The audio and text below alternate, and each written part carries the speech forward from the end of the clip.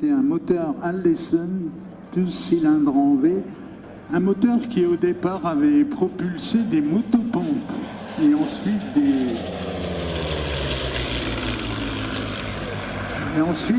l'Allison, le V1210 avait propulsé une gueule invraisemblable, il avait allongé et lui avait donné surtout plus de vitesse. Mais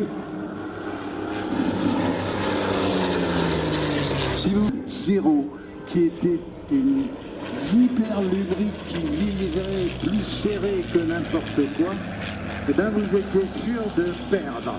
Donc le P-40, celui-là, c'était un avion qui faisait le yo-yo.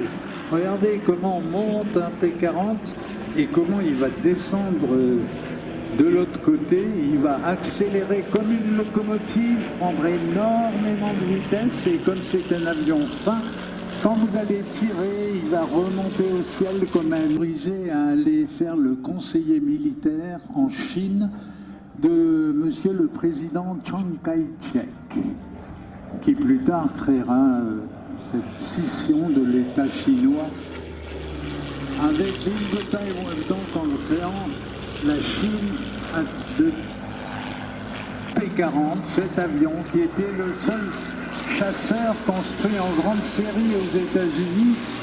Et puis il avait également choisi d'enrôler des pilotes militaires américains qui, c'est vrai, étaient pour la plupart des gens extrêmement compétents aéronautiquement parlant, mais qui n'étaient pas des modèles de, disons, de bon comportement. Ces P-40 qui ont un son sexy à mourir si tu veux draguer. Maintenant, parce que maintenant les avions sont à réaction et bon, on les voit moins bien. Mais Dieu que ces avions étaient beaux, et puis écoute le son.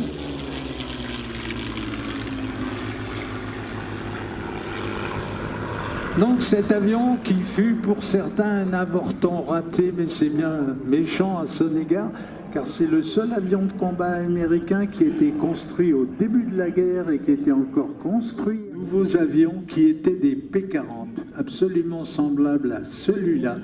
Et lorsque cette dotation a eu lieu, le patron du Lafayette, l'officier pilote qui commandait le Lafayette, j'en ai parlé tout à l'heure, c'était Kostya Rozanov.